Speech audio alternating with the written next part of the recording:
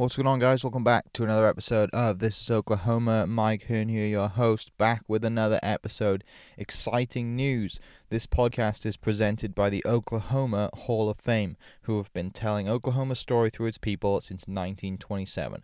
Follow them online at oklahomahof.com, and then definitely follow them on Instagram for all the information that you need, because I'm sure that's where you follow us as well, at oklahomahof. Let's get into today's episode. What's up, guys? Welcome back to another episode of This is Oklahoma. Mike Hearn here, your host, back with another episode. On today's podcast, I have Tiffany Webb with me. Tiffany has a company called Britten and Baileys, and which you're going to hear about for the rest of this podcast. But I just love the fact that you named the company after two dogs. Like that's awesome to me. I love that. I have two dogs of my own. We can be friends. But no, appreciate you taking the time out to come on the podcast today. I know you're very busy, and today seems to be like a busy day as well. But tell us a little bit, I guess, before we do the whole Britten and Bailey's thing. I mean, we both graduated from SNU, right? Yes, we did. Yeah. How crazy. So I actually live like where I can see the sand volleyball courts right now. It's wild. Oh, okay. Yeah, we moved back to Bethany. It's really weird. Yeah, nothing's changed. No, nothing has changed. No, you're right. So, born and raised here then? No, actually, I've been all over the place. I was born in Roswell, New Mexico. Yes, Alienville. That's where I was born. Yeah. And then I lived in Texas, like all through West Texas, and then I landed here for SNU and stayed. So. Okay. I know Roswell pretty well. I played golf down in Artesia quite a lot. Yeah. Yeah, so played down Small there. Town, but golf as well. So. Yeah. So why SNU? You know, it's kind of weird. Like, I've been in the Nazarene world my whole life, and so my uncle went there, my brother was there whenever I was looking at transferring. So I went to a really small junior college. They actually paid me to get my degree, like my associate's degree there, and of course I'm going to go there because it's free. Oh. So I got my associates, and then was looking to transfer, and it was either Texas Tech or SNU, and my brother was at SNU, and family history there, so I decided to move there, and then met my husband, and it's all history from there. So. It seems like knowing friends from down in that area, like Texas Tech is a huge draw. Everyone seems to go that way, right? Yeah, there's a lot to be said for Texas Tech. It's a good school. There's lots of scholarships, all of that. So it was down to those two. I'm not sure why I went to SNU because I paid for a long time to go to SNU. It was very expensive. I'm glad I did, but yeah, way more expensive to go to SNU than it was to go to Texas Tech. So yeah, was it? I guess probably wasn't that big of a cultural jump to come from Roswell up to Bethany, because they're probably Roswell's probably a little bit bigger, or are they about the same size? Yeah. You know, I mean, so I had been living in Texas for a while, just because I went to junior college there. But it was all small town, so it was something I was used to. It wasn't a huge change. Actually, being close to Oklahoma City, I felt like I was in the big city. It was like living the life. Yeah. And this was kind of mid-2000s, is that right? Yeah, about 2003. I graduated in 2005. Okay. So, So, you know, you come to SNU from your junior college, and, I mean, at that point in life, do you kind of know what you want to do? Do you know what degree you're going to do? Not at all. So, I got a business degree. I knew that like a business degree, I could do a lot with a business degree. So I thought, well, that's pretty good, like spectrum of where I want to be. So I got a business marketing degree, which is pretty basic. And then I started on nonprofit work. So do you know the Children's Center, like across from SNU, basically? Mm-hmm. I worked there. I did their marketing for quite a few years. And then I moved from there to City Rescue Mission, and I did their fundraising and marketing for quite a while, and then got kind of tired of the nonprofit world. Like, I loved it, but at that point in time, if I did not do my job, people didn't eat, which is a lot of pressure. So I decided to make a change to the for-profit world, and it's kind of wild. Like, the person that hired me at City Rescue Mission, her uncle worked for Hobby Lobby. And I had worked with Barbara Green at the time. She was very involved in City Rescue Mission. So I'd worked with her for a while. So I just submitted my resume there at Hobby Lobby to be an assistant, because I thought, okay, it'll just get me out of this world and I have to work my way up. And they actually hired me as a buyer. So I started as a candle and candle holder buyer there. And then I worked there for about 7.5 years, completely revamped their candle department. They actually were producing candles in-house at that time. And shortly after I started, we quit manufacturing. We outsourced everything. And I learned the business from literally the ground up. So I built relationships with fragrance houses, with candle companies overseas and domestically. I learned it from the inside out. There's a lot of science in candles I didn't know about until I started that job. So about fast forward 7.5 years, I'd grown their business about 90%. And I was getting offers from some really big name companies, and they were asking me to jump ship and come work for them. And instead of doing that and uprooting our family, you know, we have 2 kids, we decided to sell everything, sell our house, everything we own, literally everything we own, and pour it into a business and launch our own brand. And that was in March of 2018. I quit Hobby Lobby and we launched our brand. So we moved into a 2-bedroom apartment downtown with 2 kids, which everybody thought we were crazy, but we did it. We just moved to Bethany to like a real house with a real backyard. It's been wild. That's like, how does that conversation go with, you know, with your husband, and then obviously with like mom and dad and in-laws, like especially with the kids, right? Yeah, so my kids were like, whatever, yeah, they're young, so they didn't really care. They thought the building was really cool and like moving was fun, so they were fine. Now everybody else was a little bit different. My husband, and so when I started getting these offers, he was like, well, you need to tell Hobby Lobby you're getting these offers, and we need to think about it. You know, it'd be a move to Dallas, it'd be a move to Chicago, it'd be these huge moves. And so, you know, there was a lot of that conversation. And then we kind of got down to the nitty gritty, and he said, you know what, you have built their business up so much, like, why don't you just launch your own brand? It was his idea. Honestly, the business was his idea. And I thought he was crazy at first, because I was like, I don't know anything about owning a business. But he's like, you know, the product, you know, that side of things, we can, you know, I've owned a business for a long time, we can figure the rest out. And he was like, we'll just take the equity out of our house. And I thought, okay, so we're selling the house. Where are we going to live? Like, what are we going to do? And he has been my biggest cheerleader from day one, be where I'm at without him 100%. So he was the dreamer, let's do it, let's dive in, like all in 100%. And I was the scaredy cat. So I was afraid. But, you know, like my in-laws and my parents, they're not dreamers. They're not risk takers by any means. And so when I told them what I was doing, they thought I was crazy. You know, there was conversations about like, you have insurance, you have a 401k, you have a reliable job. There's all these things that seem perfect, you know, and in their life. And so they all thought I was crazy. And they were like, this sounds really cute. You've always been a dreamer. You're probably going to come back down to earth pretty soon. You know, there's a lot of that conversation that happened, you know. And I was like, well, you know, worst comes to worst. I left on really great terms. They told me I could always come back to Hobby, so I'm fine, you know. So that was kind of how I ended it with the parents, was like, it'll be fine. I can always get another job. It's fine. And so fast forward, like they're all on board and very excited about where we're at now. But it was definitely like, that's really cute in the beginning. So, you know, that's how it goes. Yeah, I love stories like that, because, you know, when you're coming out of college, it's totally different starting a business than it is when you have a successful job, you and your husband are earning money, and you have kids. Like, that's a big risk. Yeah, it is. And everybody's like, you have kids. Like, you're moving to a place without a backyard. You're moving to a 2-bedroom apartment from a 3-bedroom, like, dream home in the country. And, you know, and I was like, that's what we want to do. You know, we want to take the risk. We want to go all in. You know, worst comes to worst, I get another job. You know, it'll be fine. So, yeah. yeah. we It's share crazy. we share that because I'm like that. I'm like, whatever, like we can get another job. It's no big deal. Like there's jobs everywhere kind of thing. We'll figure it out. Let's give it a go. Yep.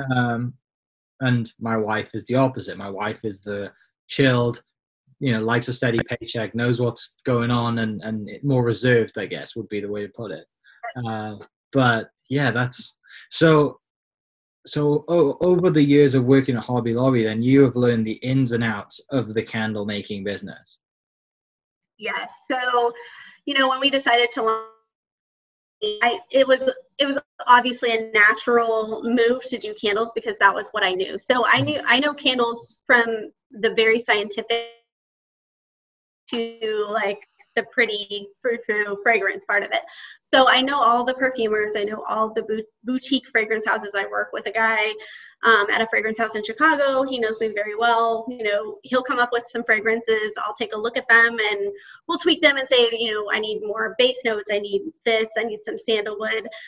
So we work very intricately when it comes to fragrances. So they're all exclusive to my line.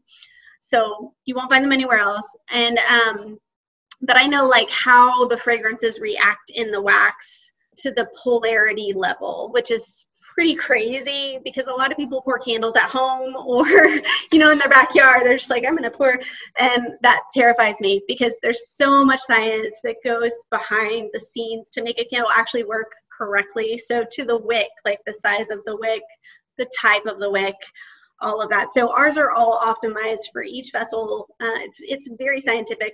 But none of that really matters as long as the experience is good, and it's always good with our stuff. So, well, yeah, I mean, I have. It's funny. I have a friend who is like kind of recently in the candle making scene, I guess, and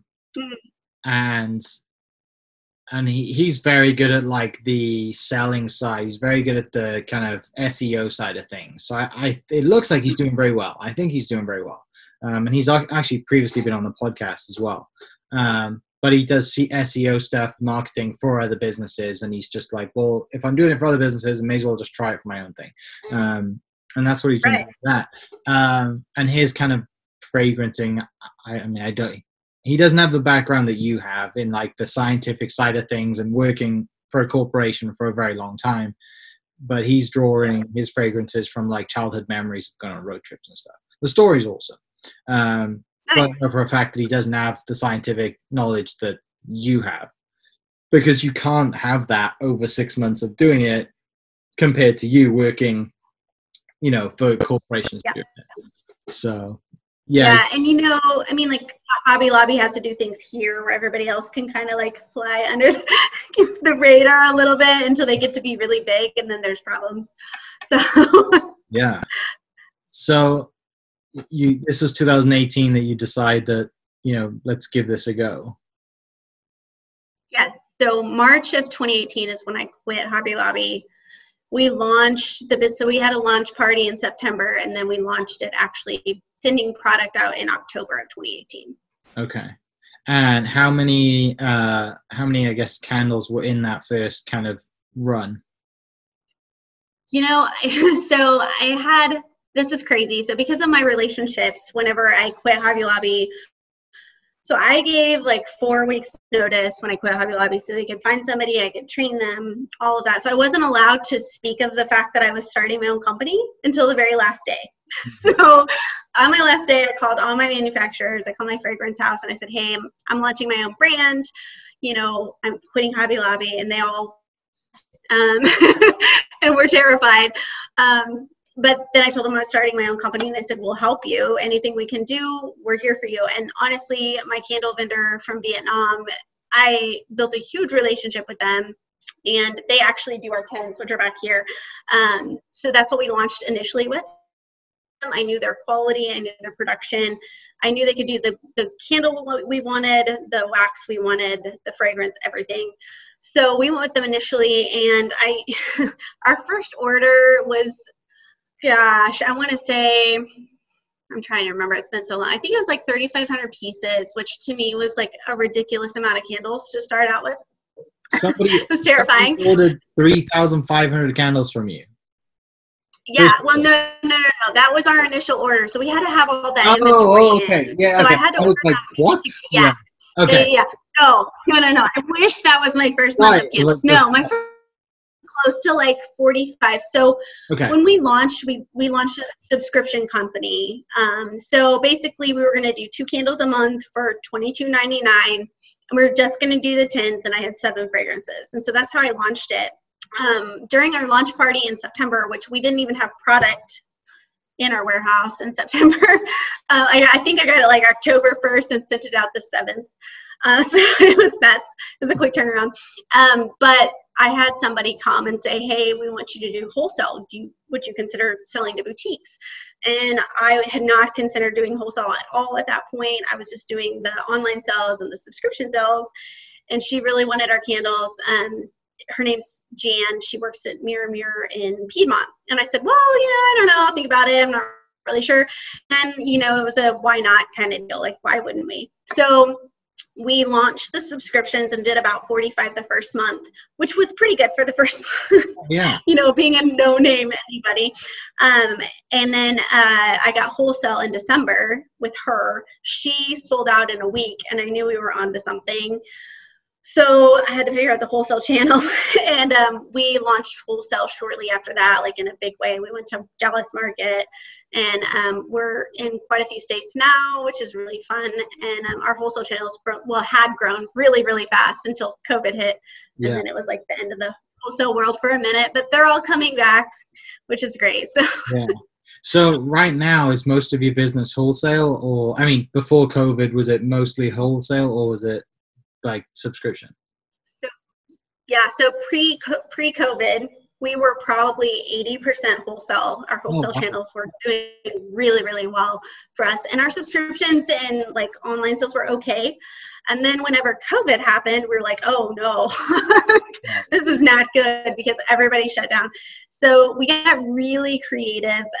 We had been selling on Amazon mainly because all of our competitors are on Amazon. So I consider my competitors pretty big people. So like Capri Blue, who did the volcano candle, and Volspa, like the high-end boutique candle companies, those are my competitors in my opinion. And so they're all on there. So if I'm not on there, silly. So we're on Amazon, and up until that point, it had just kind of been marketing dollars. We hadn't really been making. And so whenever COVID happened, I said, okay, we're going to go big or go home, because our life savings is in this company. And so we went really big into advertising on Amazon. We got really creative with how we did our social marketing, our social media marketing, and some other things that we did on our own. And that really propelled our online sales and our Amazon sales. In the month of the COVID shutdown, we actually tripled in Amazon, and we doubled on our website. And that's just kind of continued since then. So getting creative about how we've marketed has really benefited us in those other sales channels. So now they're actually like 80% and wholesale's 20%. So it's picking back up like this month. I've had a lot of people pick back up. We've had some new sales. So that's exciting, which just means that we'll, compound our sales, which is perfect. But we've definitely got creative during this time. It's been a little different. Yeah, it's fascinating just to listen, with yourself and other businesses, how everyone's dealing with it, how they're changing, and how also like it's helping them grow in areas that they hadn't been growing in, right? Yeah, it's really challenged me to be creative and come up with ideas that maybe I wouldn't have come up with otherwise. A lot of grassroots stuff that I probably wouldn't have done. We've had a lot of publicity, which has been really helpful. Our subscriptions are up 88%, so that's amazing. We're really excited about that. We hope that continues. So there's a lot of that kind of stuff that's just really paid off, but it's stuff that I probably wouldn't have thought of had the wholesale channel not have died with the COVID deal. So, I'm kind of actually grateful for it. It sounds kind of wild, but it's worked out really well for us as far as that goes. I guess, a lot of people now working from home, they're spending more time at home. Home starts to smell too much like the dog when they're home for long, or the cat, or whatever. They need a candle. Yeah. One also, I'm sure, like the mental benefits of smelling a good candle too. Yeah, it just kind of changes the environment. I think people are sick of the same old in their house because they've been around their house forever. because I've been around my house forever. Like I never get out. So like lighting a candle just kind of gives you, and you mentioned like the emotive part of candles. So fragrance actually triggers your emotions. It's actually completely integrated into your emotions. So a lot of that is people that are like, this candle reminds me of my grandmother's house, or going on a, hike in the mountains or something like that. So it kind of gives people a little bit of an escape. And I think that's what a lot of people are needing right now. Yeah. So with the marketing stuff, you really just kind of, do you have like a really kind of nailed down target audience? So our audience is kind of crazy. So we reach males and females, 22 and 68. And I know that's a pretty wide range, but that's actually our specific market. And it's really weird when I think it's all females and the males step up. I have a lot of guys, single guys, that subscribe to our candles because they say that it makes their man cave smell good when girls come over. And I'm like, that's fine, whatever works for you. Yeah. It's really funny. But it's true though. I mean, fragrance gives the illusion of something sophisticated, whether it is or isn't. So whether you feel like your space needs to be sophisticated or you want to give the illusion of that, it's perfect. It's like when I have guests over, I always have a candle lit because one, I want them to smell our candles because, shameless plug. But also, like, it just makes your house seem more put together than it actually is, especially with 2 kids. So, there's a lot of that going on. I think people just kind of want to feel like they have everything put together. Sure. Not. And I guess the candles in it, like just looking at the brand, like it's a luxury brand from the get-go, right? That was the whole goal. Yes. Yeah. So whenever I started, like when I was with Hobby Lobby, I kept elevating their brand to a degree, but they're a mass market company. There's only so much you can take the product up. So I really wanted to go higher than that with my brand, especially. So we spend more on fragrance. Our fragrances are way more sophisticated. They're very depth. So when you smell one of our candles, you're going to get levels of fragrance. So you'll smell one thing the first time you smell it, and then as you light it or you smell it again, you'll get different fragrance notes. And that's the sophistication of the fragrance. And that's because we spend a lot of money on our fragrance. And our wax is a mostly natural wax. It's a coconut blend. And so it works really well with high fragrance loads. So you're going to get a great fragrance all the way through your candle and your and not anything in the wax. Mm-hmm. Yeah, it's a lot of stuff I have no idea about, but it sounds awesome. Sounds really good. That's funny. So I'll send you a candle. You can tell. I'll definitely. Sorry, my camera's moving because my charger's stuck in into my chair. Anyway, yeah, that's. I'm geeked out about candles now. There's a lot more. I just thought it was wax and a wick, and that was it. Like there's so much more to it. Yeah. There is. So like if you get a candle, and this is really funny. So my social media person, she got a candle, like one of our candles, and was used to burning our candles. And then she got a candle from a friend from, big name Target. Yeah. And started burning it, and it how it tunnels and leave a bunch of wax on the outside. And she was like, you've told me about this, but I've never experienced the difference until I burned both of them at the same time. And if the wick is not the perfect size, if it doesn't work perfectly with the fragrance and the wax, it's going to leave a lot of wax and a lot of fragrance. And she said, and then I burned it again and I couldn't smell it at all. So a lot of times that fragrance will not hold in the wax. So there's all kinds of things that come with candles that make them actually work the way they should. Yeah. So like growing up in Roswell, the last thing you probably thought about was I'm going to have a business with candles, right? Yeah, 100%. I never dreamed. So when I thought, like, what am I going to do when I grow up? It was definitely not own a candle company. It's kind of wild to look back at it. And even like my childhood friends are like, who is this person? And it's funny when they talk to me because I totally geek out on them, but about candles, which is whatever, it's fine. But I mean, time changes you, like you kind of learn what you're interested in. And I really fell in love with fragrance, and I fell in love with luxury branding and the fact that have to cost so much money. I think, my competitors charge a lot of money for a candle. And I think the worst part about that is a candle is meant to be burned. And people pay all this money for this huge candle and they feel bad burning it. And what's the point? What's the point of having a candle if you can't burn it? So I feel like that can be one of the things I bring to the market is affordable luxury, something that you can afford and enjoy and love and feel like you're doing something special for yourself or a friend, that just changes your environment.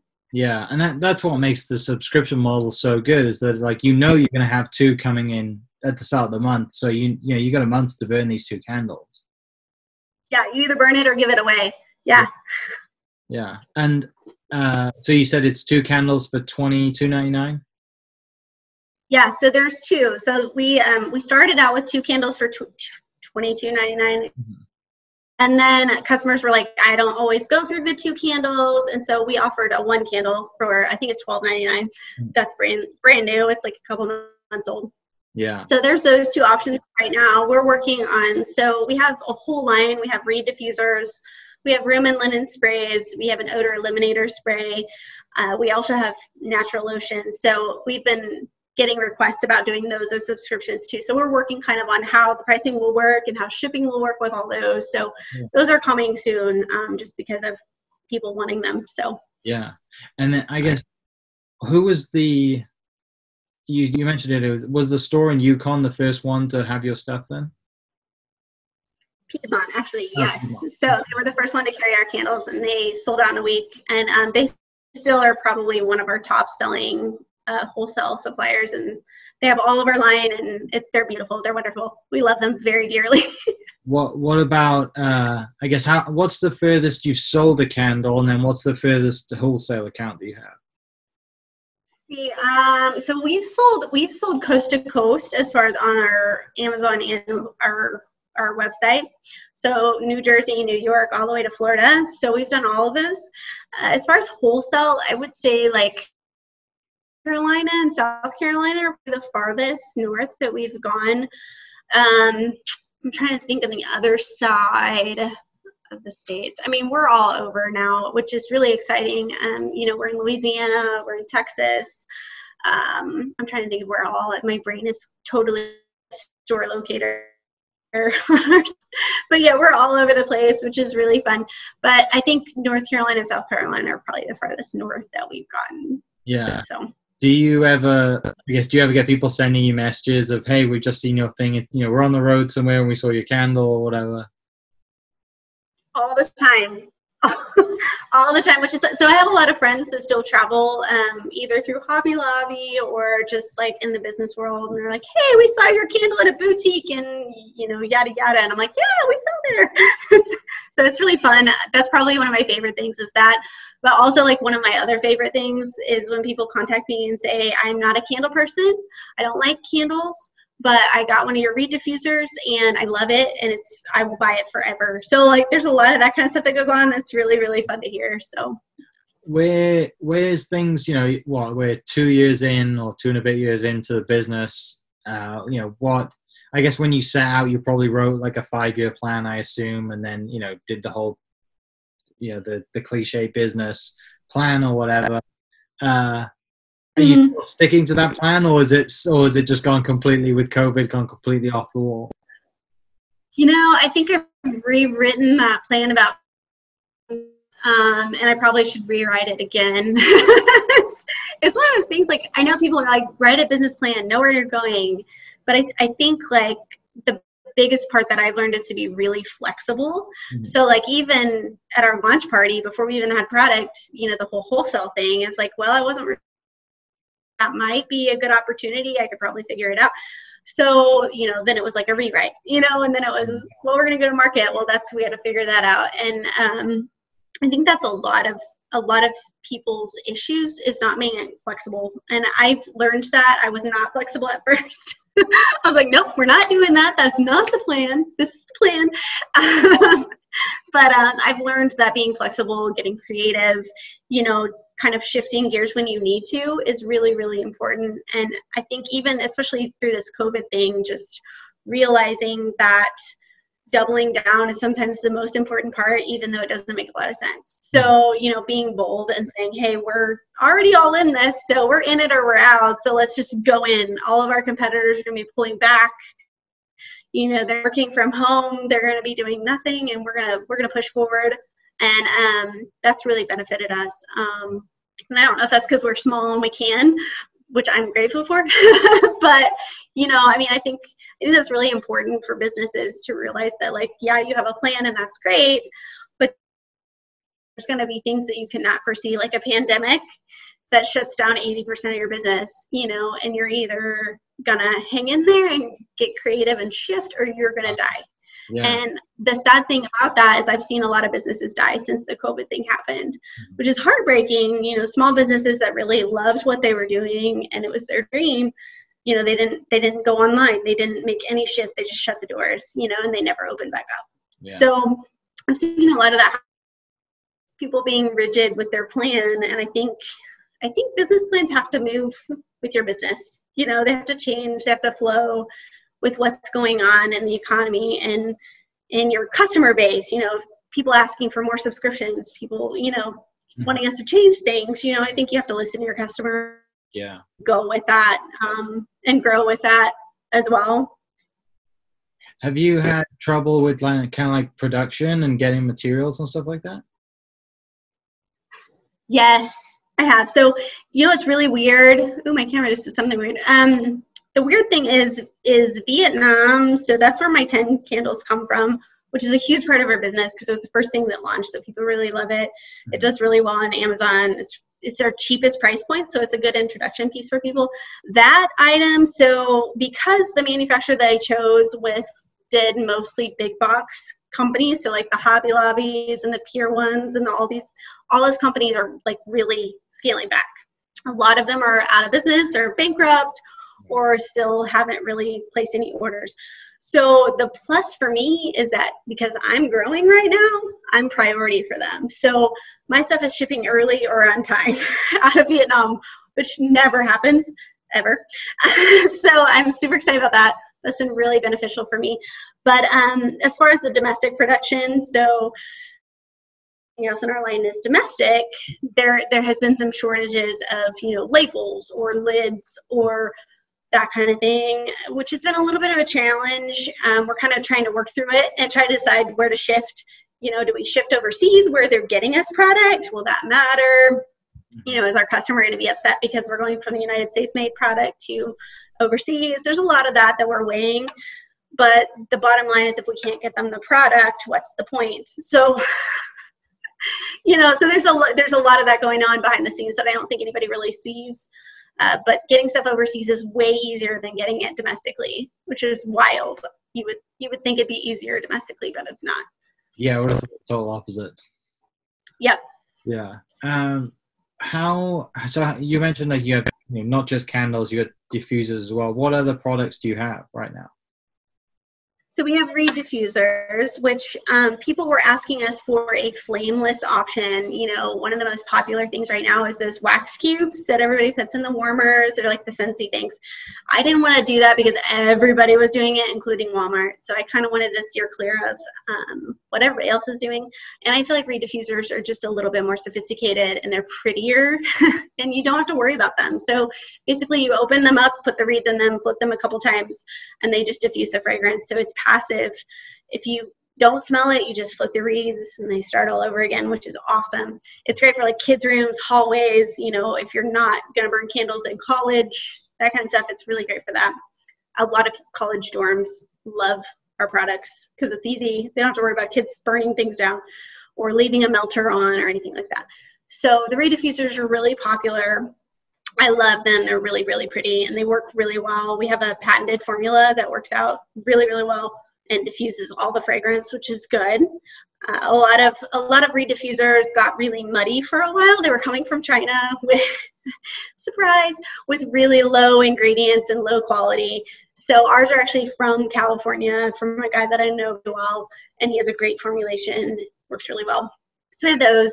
We have room and linen sprays, which are awesome. So if you have people coming over, you can spray your couch, your curtains, your fabric, any of that, which is awesome. And then we have an odor elimination spray, which is my favorite thing ever. So the funny story behind that spray is I have 2 kids. One of them was 3-year-old that got sick on a road trip on the Tulsa Turnpike, like where there's no way to get off the turnpike, like you're stuck for life on that thing. Yeah.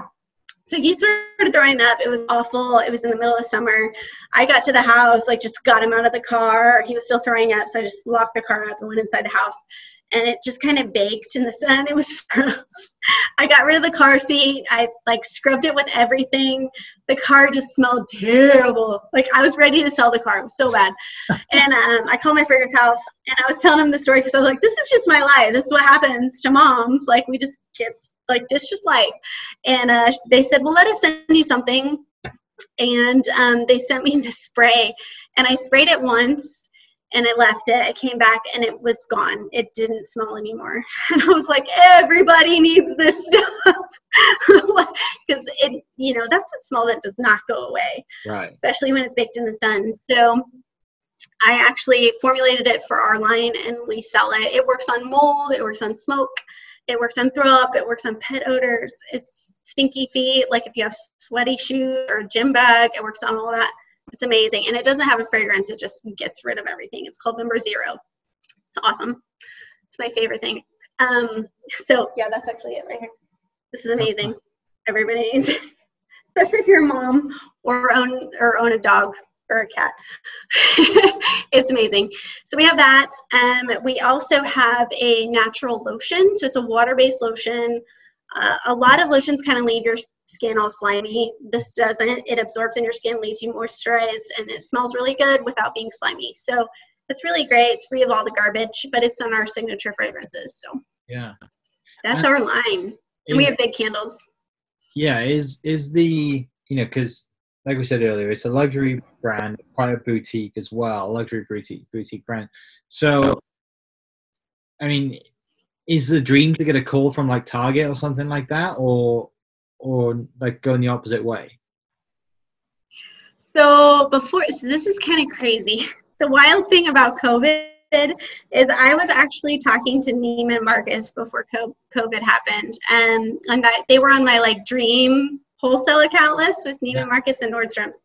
And so I had just sent them in my products, and they were evaluating them, and I was talking to them. They said, we're going to burn test everything. We'll call you right back. And then everything went to shut. Literally 2 days later. Are you kidding me? No. So, they've actually since filed bankruptcy, and they're going through all these changes. So yeah, that's probably not going to happen anytime soon. We'll see. I don't know. It would be awesome. They're going to have to rebuild sometime. Yeah. They might as well call it us. But so, we're kind of still in contact with them a little bit, but they're still restructuring and trying to figure out what they want to do. So wholesale account wise, that would be my dream, is to be in a luxury brand store like Neiman or Nordstrom's. I've done a lot of pop-ups in West Elm, and we've talked to them a little bit about being in their brand. We outsell their candles when we're there every time we do a pop-up, which is really fun. So who knows what happens there. Now, as far as Target goes, I would love to talk to them about doing a private label program, which would be it wouldn't be Britten and Bailey's. It would be something by Britten and Bailey's for them, just to hit their price points and their margins and all that. Yeah. So, which more than anyone else about all that stuff, because you worked at Hobby Lobby doing all that stuff. Yeah. So I know the inside scoop about all that. Yeah. So no, I'd love to do a brand for them. Yeah. That's seems like when you're on Dragon, when you're on what is that, Shark Tank. We have one back home. It's called Dragon's Den. Our UK one's called Dragon's Den. The one here is called Shark Tank. I know. Yeah. But yeah, that seems like something for sure will be coming up. But that's really cool. That's a wild story for sure. I was I finally get in. Really? Yeah. It's life. Yeah, and it's in just such a short time too. Yeah, it was wild. It was really strange, but I mean, you never know. Who knows when they'll come back? I mean, they still have our samples, and they liked them. So when they're ready to rebuild, we're there. So who knows? Well, that's, I mean, I did not expect that. That's really cool. I love that. That's so people can go to BrittenandBaileys.com and look at the website, and then at Britten and Baileys on Instagram, and that's Britten with an EN, not an ON, which is named after the two dogs that you had, right? Yeah, so when we first got married, we had two beagles, and they were wild. Like, they used to climb a fence. We had a chain link fence in Bethany. They used to climb the fence to go play video games with the neighbor, and he would put them back over the fence before we got home. So we didn't know about it until one of them got stuck in a tree. They were wild, but so they were our old adventure. This is our new adventure, so we named them after them. Yeah. So. Awesome. All right, I'm going to finish with a few little just questions that I'm going to throw in. What would you tell your 21-year-old self today? Okay, so I think I would tell myself to not stop dreaming. I kind of bought into like the corporate thing was what everybody was supposed to do, and I think that kind of hindered my creativity, for a long time, and I kind of felt almost maybe handcuffed to the corporate world and what everybody thought I should do. And I think there was a point where my husband we're just going to do us. And if it works out, it works out. If it doesn't, then we can always get another corporate job. It's fine. Mm-hmm. And I think if I were to tell myself that sooner, maybe I'd be somewhere else. I don't know. I wouldn't change it. But if I were to talk to anybody, I would say hold on to being a dreamer and not conforming to like this is what your life, because that's not what you have to do, Yeah. Who was the biggest influence in your childhood? Interesting enough, it would be, there's two people. It's a power couple. It's my granny and my granddad. So my granddad actually was homeless as a child. He has a wild story. He taught himself to read the Bible, read by using the Bible. And he remembers spending Thanksgiving in a doghouse. And he actually started sweeping the floors of an auto body shop and learned the business and worked his way up to partnership and then owned his own business. And so he was probably like the business influence side, because I saw him working, and he worked until just recently, and he just now retired and moved, like somebody in our family bought his business. Mm-hmm. But my granny was kind of the dreamer side of it, like to think very creatively and to be bold and be who you are and not conform probably. And she always celebrated who we are for who we are. And encouraged that, and still does, and has been my biggest supporter. When I told everybody I was doing it, she was like, go for it. So everybody else was like, you're crazy. And she was like, no, do it. It's great. It's going to be hard, but it's great. And she's understood all the hiccups that I've gone through and encouraged me through those. And so they'd probably be my two biggest influences together. Yeah. Do you have a favorite Oklahoma memory? Oh, yeah. I don't know. It would probably have to be probably when my husband proposed to me, honestly. That would be my favorite Oklahoma memory. I know that seems weird. So we were graduating from college. It was that point of like, I either moved back to Texas where, my family was, and get an apartment and like kind of move on, or stay here and kind of pursue a relationship. It was that point. And we were going on a date, and I was like, have you thought about this? Where are you feeling?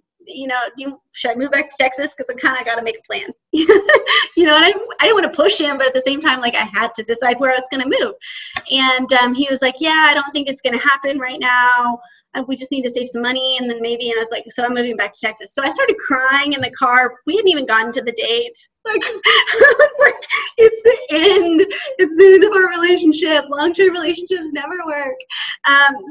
From distances and all that stuff, it's not going to work. So I kind of like cried. We got to the restaurant. We had dinner. And then, so we walked down to, we were in downtown. We walked down the canal. And this is before anything was ever built down. Mm-hmm. some restaurants, like Bourbon Street, and that was about it. So we were walking down the canal, and he proposed to me, and I was like, "You jerk!" So, like, how are you? And he was like, "Is that a yes?" And I was like, "Yeah, okay, of course it's a yes." Like, did you see me crying in the car? Yeah. But I'm still there. It's the found downtown. So every time I see it, I think about that moment, and it's an Oklahoma memory for me. So Yeah, that's awesome. Terrible. We'll finish with this one. What are you kind of fascinated at right now? What are you Googling? What are you watching on YouTube? Like, what kind of has your eye at the moment? So I have a lot of things going on all the time. So like on a personal development level, I'm really trying to address my health. So when I started the business to now, like my health has deteriorated because stress has been crazy. And so I'm really focused on trying to get healthy again and like control my stress levels and like do some meditation and try to control my mind, because it's always going like to the kids or to the business or, one other thing. So I'm really working on that on a personal level and trying to be present in the moment, which is a challenge when you multitask all the time. So I'm working on that on a personal level. On a professional level, I'm really working on finances in the business because, I think the statistics like 98% of new businesses, new startups fail because of finances. And I don't want to be in that statistic. So I'm really researching how to handle my business and really make a profit. And because I want to make a difference, I don't want my company just to make a profit for me, but I want it to make a difference for other people. So we're getting ready to hire our first full-time employee, which I'm really excited about. And so I want to make sure that, bringing somebody on that I can sustain their salary and their living and not, lose everything out from under myself. So I'm really focused on financing, and I've been reading Profit First. I don't know if you've read that by Mike McAllowicks. It's a great book. It takes accounting to a totally different level because accounting has never made sense to me. But his philosophy really makes a lot of business sense to me. So I'm kind of focusing on that right now and really diving into that and how to make a profit and also like cover all my bases and really grow the business in a gradual way. The last couple of months, it's been like explosive growth, which is great. Don't get me wrong. But there's also like inventory you have to buy to sustain that. And so I kind of want to gradually grow and be smart about how we grow and not overextend myself and, get myself in debt, all those things. So, just a lot of smart business practices that I'm trying to go into. Yeah, that's awesome. That's it's gonna pay off, right? Like it can only get better from here. I think so. Yeah. So I'm just glad that like somebody brought it to my attention now, the whole financing thing. I know a lot of small business owners, and I respect them greatly, but they're still struggling 9-10 years later into the business. So I don't want to do that. I want it to be what I want it to be, not a burden, Yeah, awesome. Well, I, again, really appreciate you coming on the podcast and taking some time out of your day and finding someone to take care of the kids for a little bit so you can share your story, because it's definitely an awesome one, and I can't wait to keep an eye on the business now. And I'm going to have to get some candles. I'm sure my wife would love it if I gave her. Yeah. Let me know. I'd love to introduce you to the line. Definitely. See what you think about them. Yeah. For everyone listening, I'll post all the links to the website and the social media down below.